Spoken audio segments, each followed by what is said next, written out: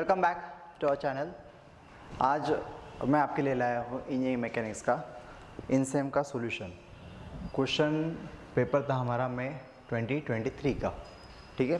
वो ऑलमोस्ट 25 मई को हुआ था पेपर, लेकिन उस पर सारा सॉल्यूशन हमने बनाया है तो आपके लिए मैं बता रहा हूँ, ठीक है।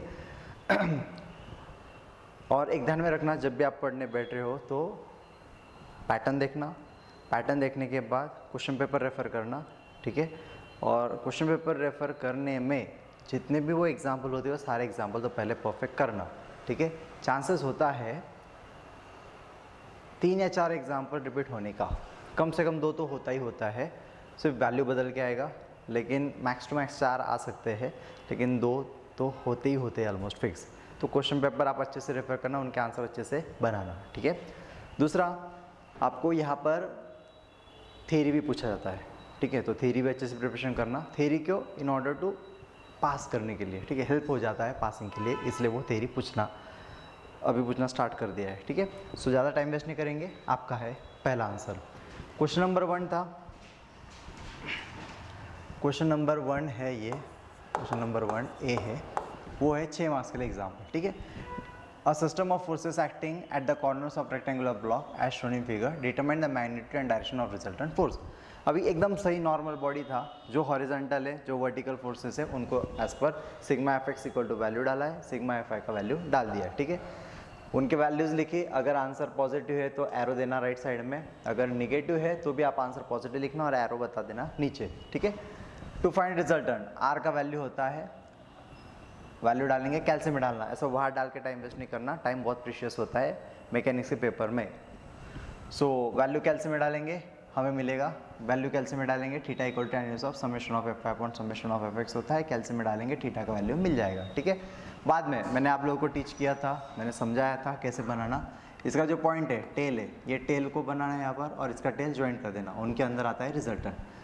वहाँ से हमें क्या पता चलता है, जो रिजल्टेंट है वो लाई किसमें करता है, फोर्थ क्वाड्रेंट में, ठीक है।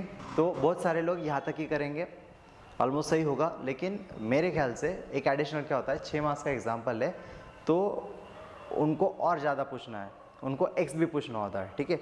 और ऑलमोस्ट ध्यान में रखना, अगर डिस्टेंस दिया होता है, डिस्टेंस अगर दिया होता है ना, तो पक्का वायरिगन्स थ्योरम लगना ही लगना है, मतलब एक्स आपको निकालना ही होता है। So let resultant be at distance x from point O, assume कर रहे जो ये जो पॉइंट है हम लोग यहाँ पर इसको ओ मान रहे हैं, ठीक है। बाय वायरिगन्स थ्योरम क्या होता है, summation of M is equal to, अभी यहाँ थे वो, यहाँ मैंने बनाया ओ से, मैंने यहाँ पॉइंट बना, एक्स इतने डिस्टेंस पर रिजल्टेंट बनाया, उसको रिजोल्व किया, कॉस में और साइन में एंगल बताया थीटा, ठीक है। तो कॉस वाला तो उससे पास होगा तो 0 आएगा, तो सिर्फ साइन वाला आएगा। So what we have written, R sine theta multiply by x, moment होता है ना, R sine theta multiply by x किया हमने। समेशन ऑफ मोमेंट है, अभी जितने भी फोर्सेस उनके मोमेंट आने चाहिए, तो ओ से 20 आ रहा है तो उसका मोमेंट नहीं आया, 50 ओ से ही पास हो रहा तो उसका मोमेंट भी नहीं आया, कट हो गया। सो सिर्फ 35 होगा, 35 इंटू कितना डिस्टेंस है 4, सो 35 इंटू 4 किया, कैसे हो रहा है, क्लॉकवाइज घूम रहा है, clockwise, so we have written plus. अगला यहाँ से ओ से लेकर 25 कुछ डिस्टेंस पर है, तो 25 इंटू कितने डिस्टेंस पर है 3, और कैसे घूम रहा है, क्लॉकवाइज घूम रहा है। So we have written 25 into 3 is equal to, R का वैल्यू जो हमने निकाला ऊपर उसी को डाल दिया, साइन थीटा का वैल्यू भी 86.63 था, मल्टीप्लाई बाय एक्स किया, सो एक्स इक्वल टू आता है 252 मीटर फ्रॉम पॉइंट ओ। जब इतना करोगे परफेक्ट आपको मार्क्स मिलना ही मिलना है। मेरे ख्याल से ऊपर के स्टेप को 4 मार्क्स देंगे और एक्स निकाला तो उसको 2 मार्क्स मिलेंगे, तब होगा 6 मार्क्स। क्लियर है सबको? अभी दूसरा एग्जाम्पल, सेकेंड एग्जाम्पल मैंने और के साथ सॉल्व किया है, सो आपको हर चीज़ प्रॉपर मिलेगा और बहुत परफेक्ट आंसर निकाले, गलत नहीं होगा, ये भी है। Determine angle alpha for 3 concurrent forces acting as shown in figure so that resultant is horizontal. Resultant horizontal दिया है, लेकिन आपने बहुत सारे एग्जाम्पल सॉल्व किए हैं, वो सारे एग्जाम्पल आप में sigma F I equal to R मिलता है, वर्टिकल दिया होता है, उन्होंने थोड़ा ट्विस्ट किया, हॉरिजॉन्टल पूछा।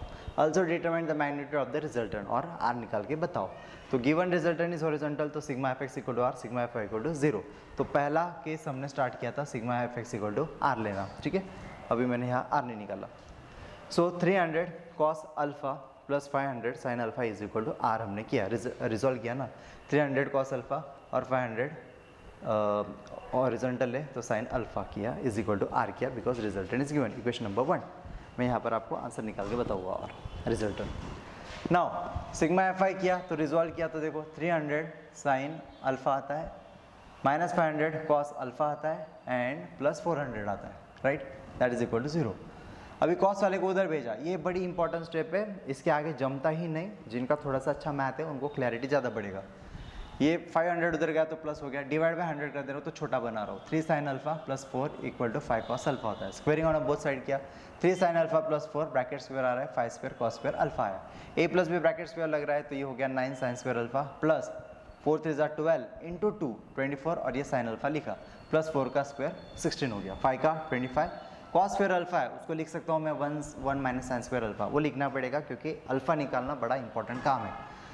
अभी क्या होता है, ये स्टेप एज इट इज़ लिखा, 25 ब्रैकेट के अंदर मल्टीप्लाई कर दिया ब्रैकेट में दोनों के साथ, सो 25 आया माइनस 25 sin स्क्वायर अल्फा होता है, ठीक है।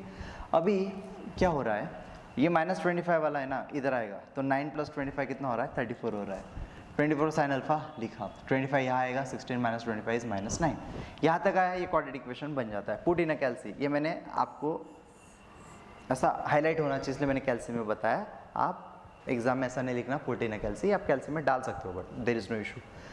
तो जब आप वैल्यू डालते हो तो sin अल्फा का वैल्यू 2 वैल्यू मिलता है आपको, ठीक है। एक होता है sin अल्फा का वैल्यू 0.2709, दूसरा sin अल्फा का वैल्यू ये होता है। आप इन्वर्स लोगे तो अल्फा का वैल्यू होता है 15.71 और दूसरा अल्फा होता है -77.63, ये वैल्यू आता है, ठीक है। अभी आपने तो आंसर निकाल लिया, उन्होंने अल्फा पूछा था, आपने 2 अल्फा निकाले, ठीक है। इसके बाद आपको पुट करना है, put alpha is equal to 15.71 in equation number 1। Equation 1 में डाल रहा हूँ तो डायरेक्ट डालना, वहाँ लिख के कुछ बताने की ज़रूरत नहीं। cos alpha is 15.71 plus 500 sin 15.71 आपको मिलेगा 424। सो आपको R मिलता है 424.177 न्यूटन, ठीक है। ये वो बाद में पुट करना अल्फा इज इक्वल टू -77.63, ठीक है। वहाँ डाल रहा हूँ मैं तो देखो क्या होगा,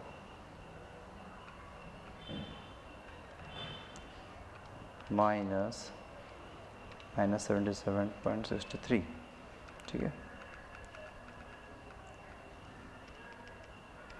-77.63, ठीक है। ये आता है R is equal to -424.125 newton, ठीक है। ये 2 आते हैं। अभी आपको प्रश्न आएगा कौन सा लेना, देखो आप जस्टिफाई यहीं पे कर सकते थे, जो पॉजिटिव उसको लेना आपका आंसर होगा, लेकिन मैंने बताया समझाने के लिए, एग्जाम में अगर ऐसी कंडीशन आती है, हर किसी का दिमाग इतना तेज नहीं चलता, ये मुझे मालूम है। तो आप R निकालोगे सेम आएगा, लेकिन अभी ध्यान में रखना उन्होंने हमें जो रिजल्टेंट है वो क्या बोला था, हॉरिजॉन्टल बताया था, ठीक है। तो वो हॉरिजॉन्टल क्या हो सकता है, राइट में भी हो सकता है, लेफ्ट में भी हो सकता है। लेकिन जब मैंने आपको पढ़ाया था, आपको मैंने बोला था, देखो रिजल्टेंट मतलब क्या होता है, नंबर ऑफ फोर्सेस का जब हम लोग सम करते हैं, एडिशन करते हैं, उसका रिजल्टेंट निकलता है। आप ये साइड में देखो, ये साइड में 300 न्यूटन है, 500 न्यूटन है, राइट। सो ये साइड में ज़्यादा खिंचाव है ना, तो रिजल्टेंट क्या होगा, इधर होगा। इसलिए ज़्यादा एक्यूरेट आंसर कौन सा है, पॉजिटिव वाला, ठीक है। बट आपने निकाल दिया तो भी आपको मार्क्स मिलेगा। क्लियर है सबको, या तो कोई डाउट नहीं है, ठीक है। आगे बढ़ेंगे, आप इसके सॉल्यूशन देख सकते हो।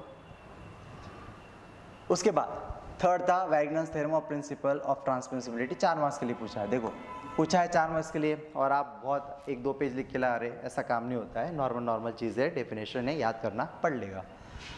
The moment of resultant of a force system about any point is equal to the algebraic sum of moments of all other forces about the same point. So Rx is equal to summation of m होता है।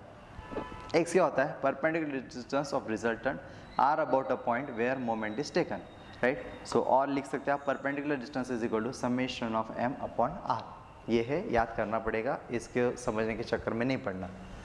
The principle of transmissibility बोला है, the point of application of force can be transmitted anywhere along its line of action but within the body। ये body है और ये line of action है, तो जो भी फोर्स है वो ट्रांसमिट हो सकता है एक जगह से दूसरी जगह पर, राइट, लेकिन उसके अंदर ही हो सकता है और लाइन ऑफ एक्शन अकॉर्डिंग ही हो सकता है, उसको छोड़ के नहीं। तो देखो यहाँ से यहाँ तक हो रहा है, ऐसा मूवमेंट हो रहा है यहाँ तक, लेकिन ये लाइन ऑफ एक्शन पर ही हुआ, अलग अलग जगह पर नहीं हुआ। इतना आपको समझा के बताना है, वो 4 मार्क्स का, इसको दो, दैट्स इट। क्लियर है सबको, आगे बढ़े।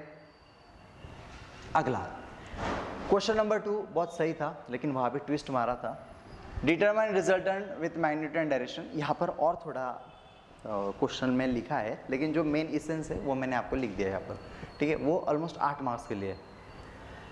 तो बॉडी को मैंने बनाया, देखो इस प्रकार की बॉडी आएगी, वो डराने की कोशिश करेगी, आप डरना नहीं। उसका एफबीडी बनाना, एफबीडी ऑलमोस्ट आप आगे के यूनिट्स में पढ़ोगे, लेकिन एफबीडी मतलब क्या, जनरल वो बॉडी आप बनाओ, एक ही लाइन फॉर्म में बनाओ, लाइन फॉर्मेशन के हिसाब से। तो हमने उसको बना दिया, रिजॉल्व किया 180 को और 160 को रिजॉल्व किया, एंगल भी 45 एकदम स्ट्रेट फॉरवर्ड दिए। सिग्मा एफ एक्स लगाया 280, 180 कॉस 45, ओके, और माइनस 160 कॉस ऑफ 45। देखो मैंने यहाँ बता दिया, राइट में अगर एरो दिखा तो प्लस लेना, लेफ्ट में दिखा तो माइनस लिखा, 294.14 न्यूटन आ रहा है, ठीक है। उसके बाद सिग्मा एफ आई किया, तो सिग्मा एफ आई के लिए 180 sine of 45 plus 240 160 sine of 45, calcium में डाला, we get the value. To find a resultant R equal to आएगा, जो आएगा वो theta equal to tan inverse करके वैल्यू निकाला। आपको बोला मैंने टेल को ज्वाइन करना, तो आपको ना क्वाड्रेंट पता चलता है कौन सा है, तो टेल को मैंने ज्वाइन किया, तो यहाँ से हमें सब पता चल रहा है कि ये फर्स्ट क्वाड्रेंट में, star lies in first quadrant, that's it. अभी आप बोलोगे सर यहाँ पर वैगनस थ्योरम क्यों नहीं निकाला? देखो वैगनस थ्योरम निकालने के लिए आपको डिस्टेंस चाहिए, राइट। यहाँ पर कोई भी डिस्टेंस नहीं दिया है, मतलब आप निकाल ही नहीं सकते, ये होशियारी होती है, ठीक है, ऐसा है। इतना ही था पूछा, इसके आगे नहीं पूछा है।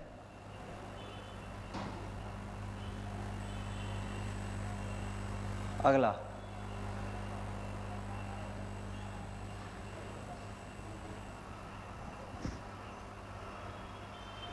बी, अभी ये वाला था, देखो ये वाला था,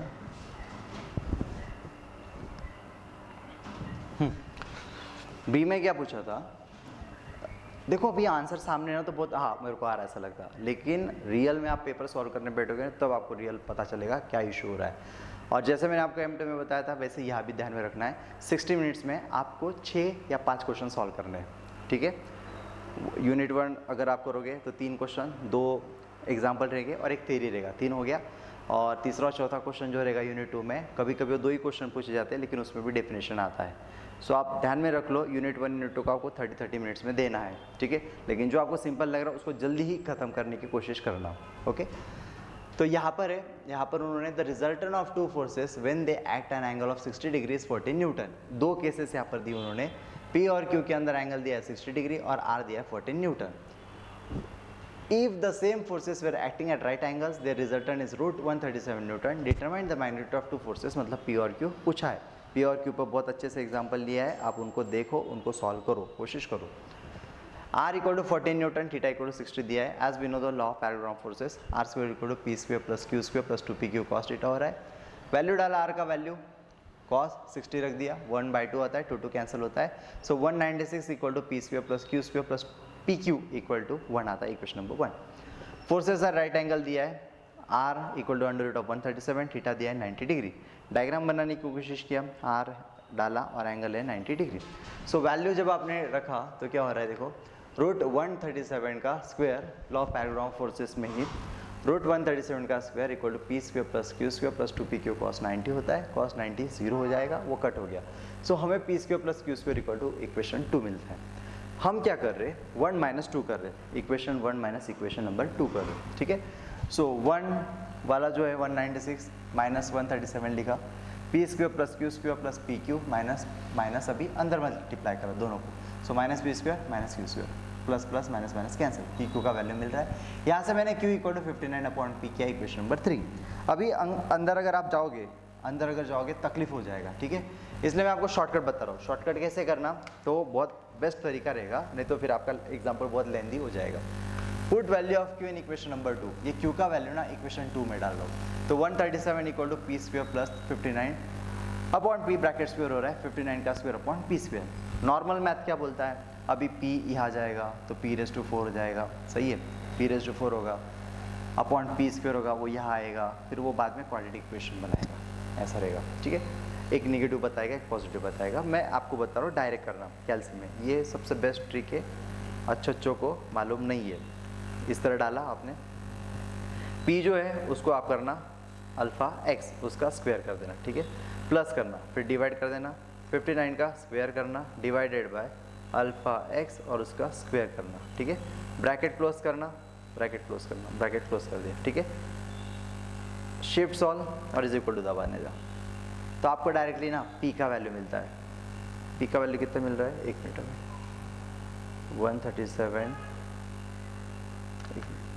137 alpha is equal to bracket alpha x का स्क्वायर प्लस 59 का square divided by alpha x का square bracket close shift solve is equal to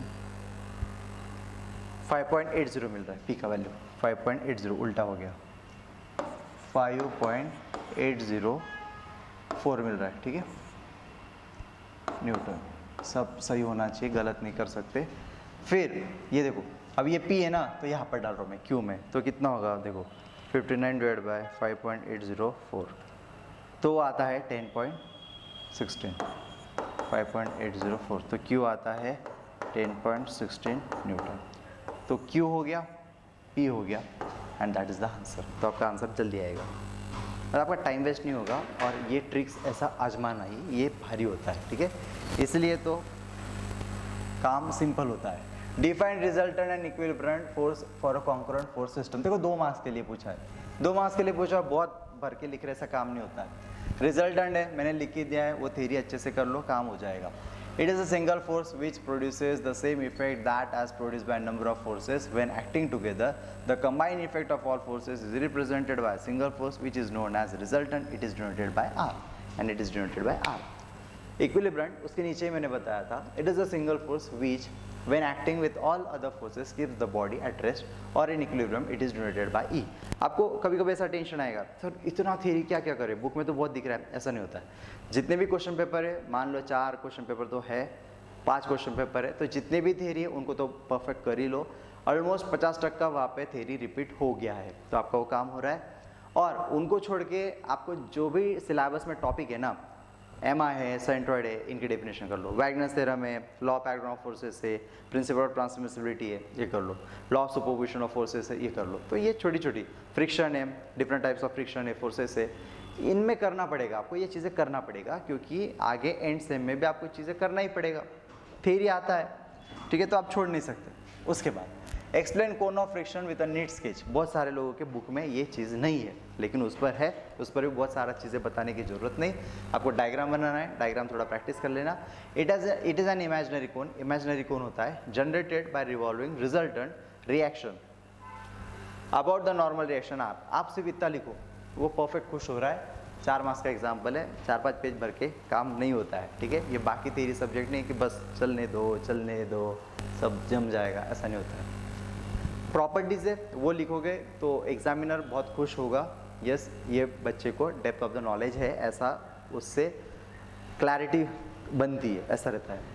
properties, the radius of this cone represents frictional force F, एक the semi cone angle represent angle of friction phi.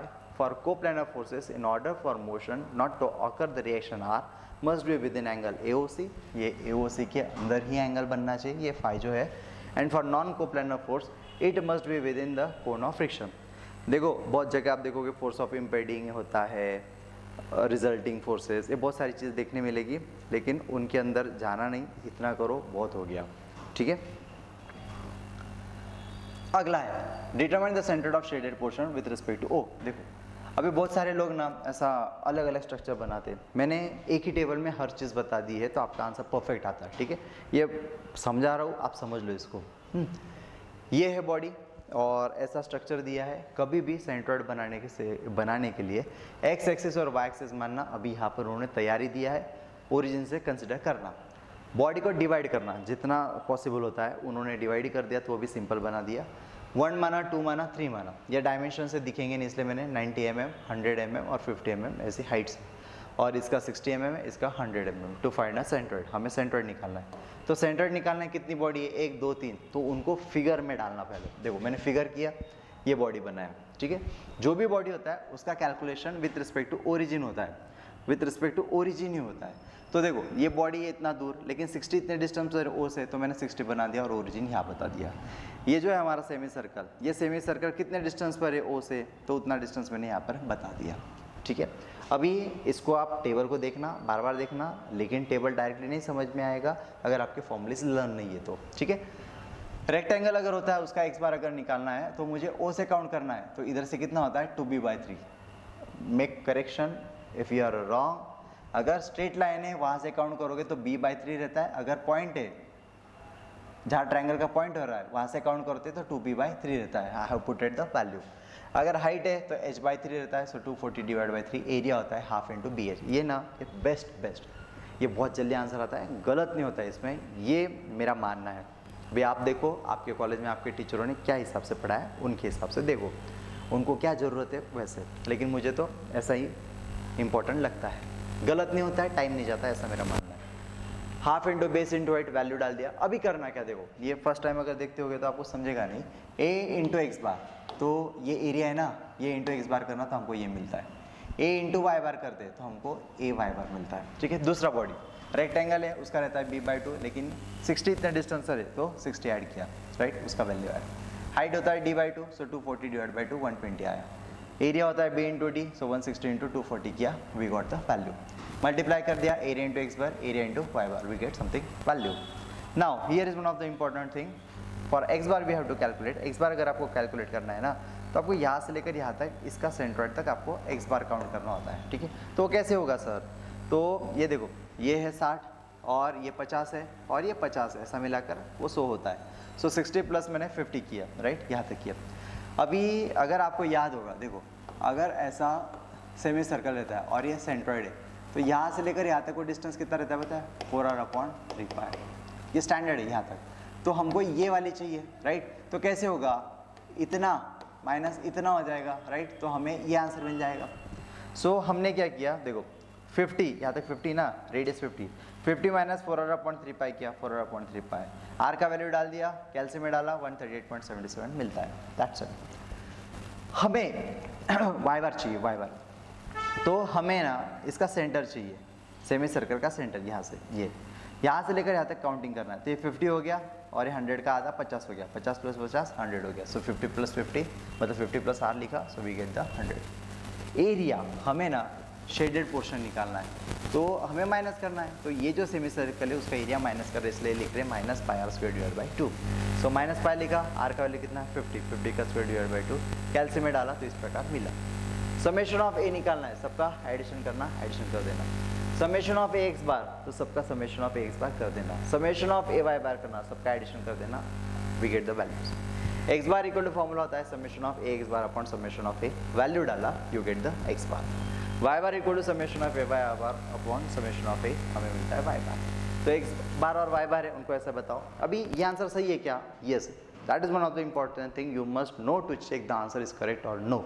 So see total distance कितना है 160 है, right, और आपका x बार कितना आ रहा है 87 point something. मतलब सेंट्रॉइड क्या होता है, बॉडी का सेंटर पार्ट निकालना होता है, राइट, सेंटर चीज।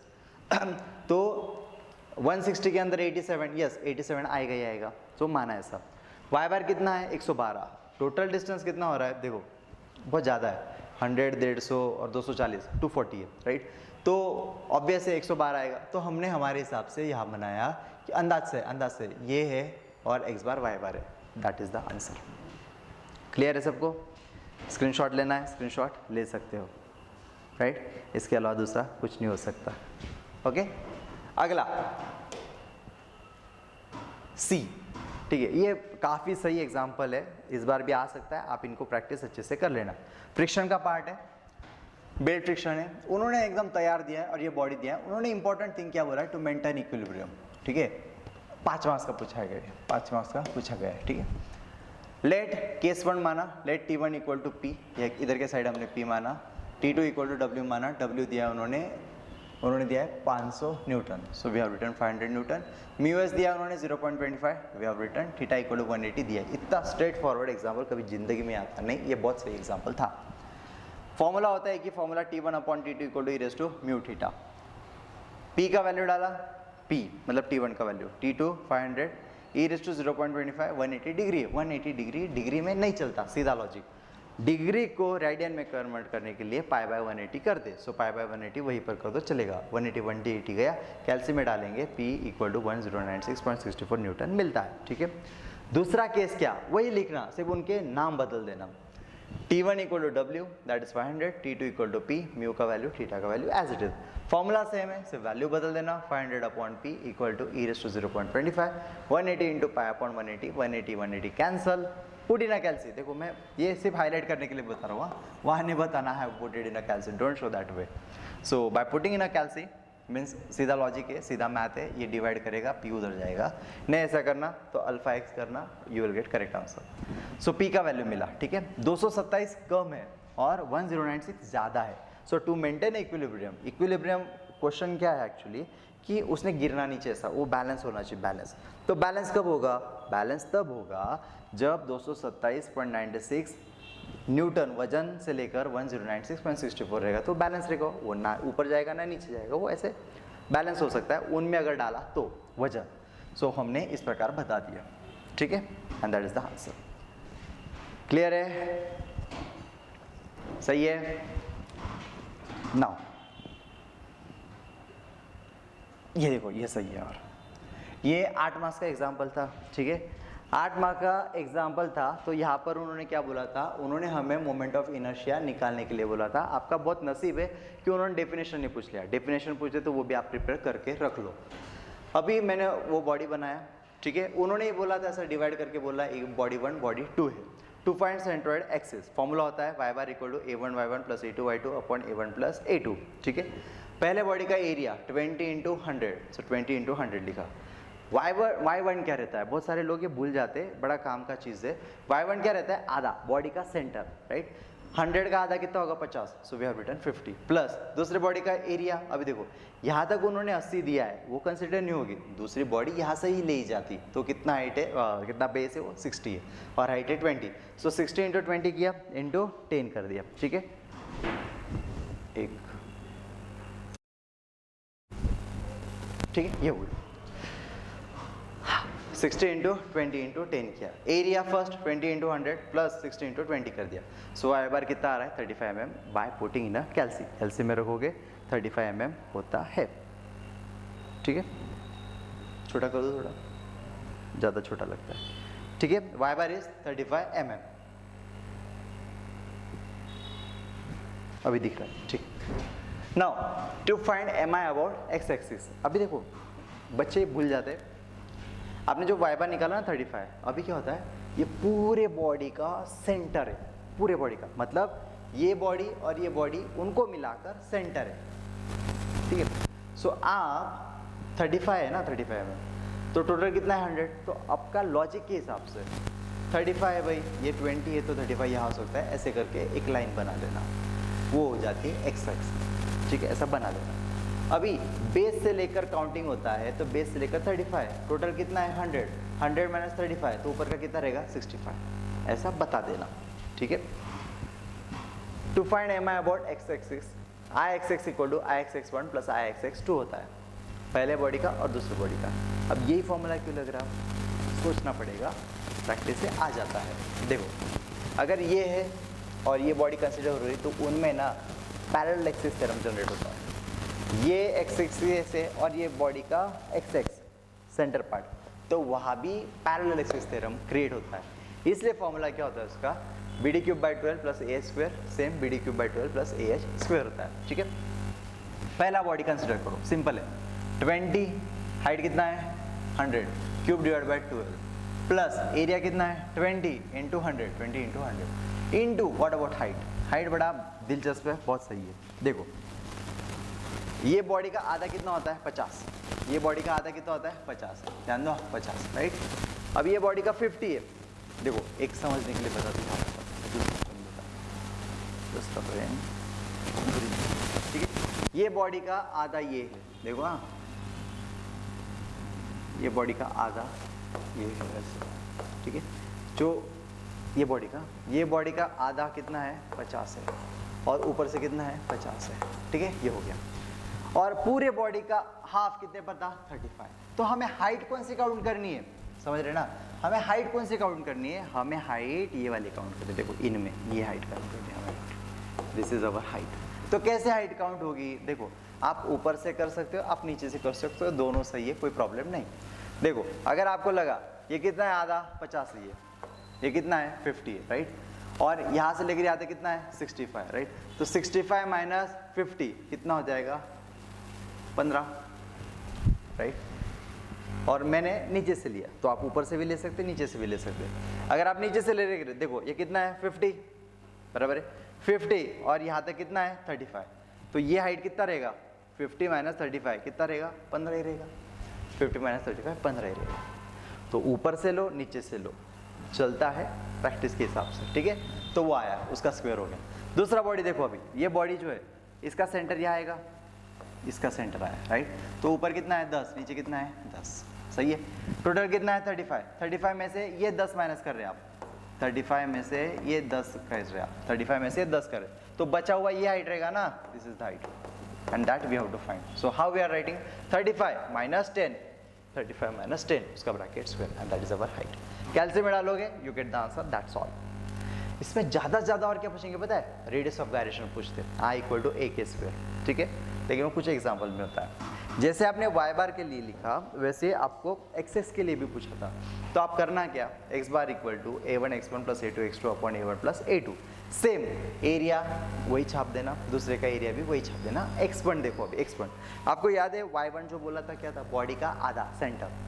तो इधर देखो अभी आप, x मतलब ये x एक्सिस है, ठीक है। 20 है, 20 का आधा कितना होगा 10, सो I have written 10, clear.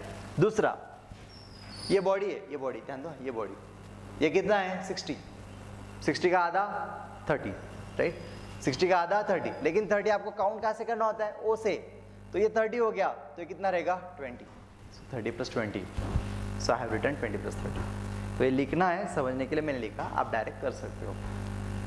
Area लिखा, वी गेट x बार, ठीक है, हो गया। अभी सेम फॉर्मूला, हाँ, to find centroidal axis about Y Y निकालना है हमें, तो formula I Y Y equal to I Y Y 1 plus I Y Y 2 रहता है, ठीक है। फॉर्मूला क्या करना, देखो अगर आपने पढ़ा होगा आई एक्स एक्स इक्वल टू आपने क्या बोला था बी डी क्यूब बाय 12, और आई वाई वाई अगर होगा तो इनके उल्टे कर देना D B cube by 12, that's it, बस कुछ टेंशन नहीं। सो जो वैल्यू था ना उनका उल्टा कर दिया, 100 इंटू 20 का cube divide by 12, area same 100 into 20 into, ये चीज़ मैं बताऊंगा आपको, ठीक है। सेम 20 इंटू 60 का क्यूब डिवाइड बाई 12, 20 इंटू 60, ये कैसे आया ये मैं बताऊंगा, ठीक है। मुझे क्या चाहिए, हाइट चाहिए, हम आ जाओ इधर, हाइट चाहिए। देखो अभी देखो मैंने यहाँ तक बनाया था, ये जो x बार था ना, वो x बार कितना आया पता है 25 आया था, यहाँ से ये जो डॉटेड दिख रहा है आपको, ये 25, ठीक है 25 आया। तो देखो हाइट निकालनी हमको, 20 का आधा कितना रहेगा 10, अरे 10, राइट, ये 10 हो गया, और हमको ये हाइट चाहिए, तो कैसे होता, मतलब यहाँ से काउंट होती है, मतलब ये 10, तो हमको क्या चाहिए, ये हाइट, ये हाइट, तो 25 माइनस 10, इसलिए आया 15, उसका स्क्वायर आएगा, ठीक है। दूसरा देखो, दूसरा कैसे आया, देखो ये बॉडी का आधा कितना है, बॉडी का आधा 30, ये बॉडी का आधा 30, राइट, लेकिन 30 प्लस 20 ऐड हो रहा, मतलब कितना होगा 50, राइट। और हाइट आपको कहाँ से करना है, 25 में से माइनस करना है, इसलिए 50 माइनस 25 ऐसा हुआ। सो यह हुआ 50 माइनस 25, इसका स्क्वायर कैल्शियम में डालोगे आपको मिल जाएगा आई बाय वाई, तब मिलेगा आपको 4 मार्क्स, क्लियर, ठीक है। हुआ, और ये आखिरी है, आखिरी एग्जाम्पल, यस आखिरी है, पेशेंस बनाए रखना। ये बॉडी दिया है, राइट, बॉडी देने के बाद आपने उसका एफबीडी बनाया, आपको बहुत सारे कॉलेजेस में पढ़ाया होगा, अच्छे से पढ़ाया होगा, नहीं पढ़ाया होगा तो फिर अपने वीडियोस देख लेना, ठीक है। उसके लिए एप्लीकेशन डाउनलोड करना पड़ेगा। अभी देखो ये लैडर है, लैडर मतलब सीढ़ी, राइट, तो ये सीढ़ी बनाई है, ठीक है। उन्होंने कुछ चीज़ें डाल के दी है, उन्होंने क्या बोला पता है, the top of the 15 kg ladder, ये जो लैडर है वो 15 किलो का वजनदार है, स्मॉल रोलर है, यहाँ पर जो है ना रोलर है, तो रोलर में एक ही रिएक्शन फोर्स आता है, इसलिए एक ही रिएक्शन फोर्स आया। और जहाँ रोलर होता है, देखो रोलर मतलब क्या, मान लो हम नॉर्मल जूते से चल रहे तो फ्रिक्शन बहुत हाई रहता है, लेकिन अगर आपने स्केटिंग वाला जूता पहना तो आपका फ्रिक्शन एकदम कम हो जाएगा, होगा फ्रिक्शन लेकिन लेस होगा, राइट। तो रोलर आया मतलब यहाँ फ्रिक्शन लेस होता है, ऐसा मानना होता है, इसलिए कोई कोएफिशिएंट ऑफ फ्रिक्शन नहीं आता है, ठीक है। तो यहाँ पर जो है, यहाँ पर कोई फ्रिक्शन नहीं आया, हालांकि ये जो बॉडी है यहाँ पर आएगा, ओके। ये रिएक्शन मैंने बताया, रिएक्शन आ रही है, ठीक है। अभी म्यू आ रहे, ये वाला म्यू आ रहे, और इसका एरो ऐसा क्यों बताया, देखो उन्होंने क्या बोला पता है, determine the distance as to which 90 kg man can climb without causing the ladder of 4 metre to slip at its lower end. Okay, वो जो लैडर है ना वो गिर रहा है विदाउट स्लिप, राइट, वो गिर रहा है। कोई भी चीज़ जब ऐसी, देखो लैडर ऐसा ऐसा ऐसा ऐसा गिरेगा ना तो उधर जा रहा है तो फ्रिक्शन का होता है पीछे, राइट, तो फ्रिक्शन हो रहा है पीछे, इसलिए म्यू आर हमने इस प्रकार दिया। ओके, कुछ एग्जांपल में आपको पढ़ाया होगा थीटा दिया होता है, यहाँ पर थीटा नहीं दिया है तो आपको प्रेजेंस ऑफ माइंड रखना है। थीटा कैसे निकलेगा, ये डिस्टेंस दिया और ये 4 मीटर दिया तो cos theta equal to 1.5/4 adjusted upon hypotenuse, so we get theta is equal to 67.97 degree, ये बता दिया। ठीक है, अभी जो लैडर है उसका वजन हमेशा सेंटर में लगता है, बॉडी के सेंटर में लगता है। ठीक है, तो ऊपर 2 हो जाता है और नीचे 2 हो जाता है। ठीक है, ऐसे। अभी जो आदमी है उसका वजन कितना है, 90 kg, राइट, और आप ऑब्जर्व कर रहे हो 9.81 9.81, तो everything must be in a force, so that is converted into Newton, so multiply by 9.81 किया। आपको न्यूटन मानना है न्यूटन मानो, ना लिखा तो भी चलेगा।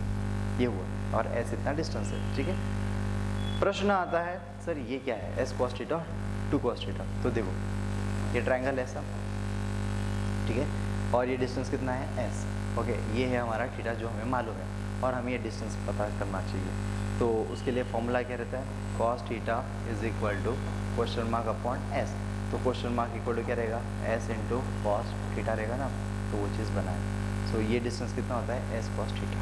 क्लियर, उसके बाद सेम है, अभी देखो यहाँ तक आएगा ट्रायंगल 90 डिग्री बनेगा, इसी प्रकार बनेगा, लेकिन यहाँ डिस्टेंस कितना दिया है 2, इसलिए क्या लिखा 2 cos थीटा। ठीक है, उसी प्रकार आप इसको देखो, ये डिस्टेंस भी हमें पता होना चाहिए डिस्टेंस कितना है, राइट। ये पूरा आप राइट एंगल ट्रायंगल कंसिडर करोगे, राइट, और ये कितना है 4 है और मुझे ये हाइट चाहिए, तो sine theta is equal to क्या रहता है, अपोजिट अपॉन हाइपोटेन्यूज। तो ये डिस्टेंस कितना है पता है 4 sine theta, that is 67.97। Okay, यहाँ मैंने लिखा है वो। Sigma F x equal to 0 किया हमने, जो हॉरिजॉन्टल है उनको लगाएंगे। हॉरिजॉन्टल क्या है, R A, right, R A vertical है नहीं, उसको नहीं, म्यू आर ए लिखा, आर बी इधर है तो माइनस आर बी, उसको छोड़ दिया। ठीक है, डालना नहीं। Sigma F I equal to 0, जो वर्टिकल है उनको ये रखा हमने आर ए, ये और ये वैल्यू निकाला, मतलब उनकी वैल्यू लिख दिया हमने, और कोई वर्टिकल नहीं है, इक्वल टू 0 कैल्शियम में डालोगे, we got the R A directly आप यहाँ पर डालोगे, साइड में लिख सकते हैं आप, तो हमको क्या मिलता है आर बी। ठीक है, अभी आता है मोमेंट का बात। मोमेंट ए पर क्यों लिया सर, बी पर मेरा मन है, ऐसा नहीं होता है, कुछ चीज़ें हैं फ्रिक्शन में। मोमेंट ऐसे पॉइंट पर लेना होता है जहाँ पे ज़्यादा अननोन फोर्सेस हो। अननोन फोर्सेस मतलब क्या, मोमेंट ए पर लेने से क्या होता है, 2 मोमेंट अपने 0 हो गए, तो 0 हो गए ना तो अपना काम कम हो जाता है, इसलिए हम लोग ए पर लेते हैं। तो मोमेंट अबाउट ए लिया। ठीक है, अभी ऑब्जर्व करो, ए पर लिया तो ये फोर्स है, तो 90 इंटू 9.81 इंटू कितना डिस्टेंस है, S cos theta, so I have written S cos theta plus क्यों, ऐसा क्लॉकवाइज है, 15 इंटू 9.81, यहाँ से लेकर यहाँ तक डिस्टेंस देखोगे कितना है 2 cos थीटा लिखा, क्लॉकवाइज घूम रहा है, दैट्स इट, क्लियर, ये दोनों एंड हो गए। अभी आर ए उससे पास हो रहा 0, म्यू आर ए उसी से पास हो रहा 0, कट हो गया। ठीक है, बचा कौन, आर बी बचा। आर बी इंटू डिस्टेंस कितना है 4 साइन 67.97, तो R B into 4 sine theta लिखा, मतलब थीटा पहले डाला बाद में वैल्यू डाला। कैसे घूम रहा, देखो ऐसे घूम रहा anti clockwise, this is centre ना घड़ी के जैसा, ये एंटी क्लॉकवाइज घूम रहा, सो माइनस आया। वैल्यू डाला हमने, सारी वैल्यूज हमारे पास तैयार है, अभी ऊपर से हमने निकाल ली है। आप कैल्शियम में डालना एंड शिप सॉल्व करना, ये बड़ा ही बेस्ट आंसर लाने का तरीका है। आप जैसे कैल्शियम में डालोगे, आर बी का वैल्यू मैंने यहाँ से डाला, ठीक है, यहाँ से यहाँ डाला, तो एस का वैल्यू होता है 2.55 metre and that is our answer.